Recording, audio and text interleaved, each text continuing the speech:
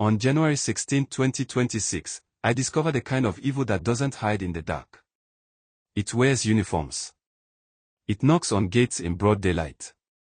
And it destroys lives using the law as cover. This is not a story about armed robbers. This is not a story about internet fraud.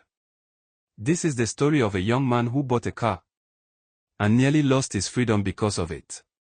Nelson was 25 years old. An only son. 6 sisters. Fourth child in a family that had learned patience the hard way. That Tuesday morning, his apartment in Obiakpa was full of life. Music played. Neighbors gathered. Smiles were loud. Packed in the compound was his pride. A Tokumbo Lexus RX 350, but just a week earlier. He had driven it from Apapa, Lagos, after inspecting it with a mechanic he met on Facebook Marketplace. Everything checked out. Papers looked clean. His father, a boat operator working in Qatar, sent the money. Nelson worked as a waiter in Lekki, tired of begging for rides, tired of trekking. The car meant progress. The car meant dignity. For 7 days, nothing happened. Until that knock. The knock was not gentle. Before anyone could ask questions, the gate flew open. Police officers poured into the compound. Everybody lie down. Lie down now. Panic exploded. Bottles shattered. Phones fell. People froze. Nelson stepped inside briefly, made a call, sent his location, and came back out. He was on pass. No uniform. No power. Silence was safer. Officers surrounded the Lexus.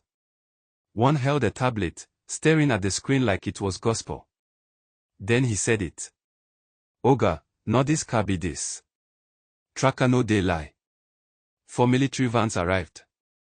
Soldiers stepped in. Authority shifted. They said the car belonged to a Yahoo boy. They said it had been seized by the government. They said it went missing from their lot. They claimed they had been tracking it for 4 months. Nelson spoke calmly. He described the seller. The location in Lagos. The transaction. Calls were made. Within hours, officers stormed the car dealer's location in Lagos and arrested the seller. And that's where the truth went quiet. Because this wasn't a mistake. It was a system. The car dealer had partners.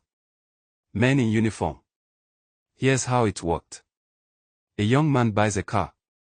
A tracker is secretly installed. They wait days. Sometimes weeks. Then they strike. Police raid. Public disgrace.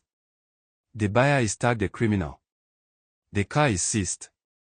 And later, quietly, the car returns to the dealer. Money changes hands. Reports disappear. Lives are scarred forever. The tracker never lies. But it was never telling the truth. By nightfall, the music in Obiakpa was gone. So was the Lexus. So was Nelson's belief that honesty was enough. What remained was fear. And a question no one wanted to answer. How many innocent people have been buried under this lie? Just because they looked successful too early. This story is fictional. But the system it exposes feels very real. If you've ever bought a car, or dreamed of progress, or believed the law would protect you, remember this. Sometimes, the most dangerous trap is the one that comes with papers, uniforms, and a tracker. Like, share, subscribe. Because the stories they don't want told are the ones that matter most.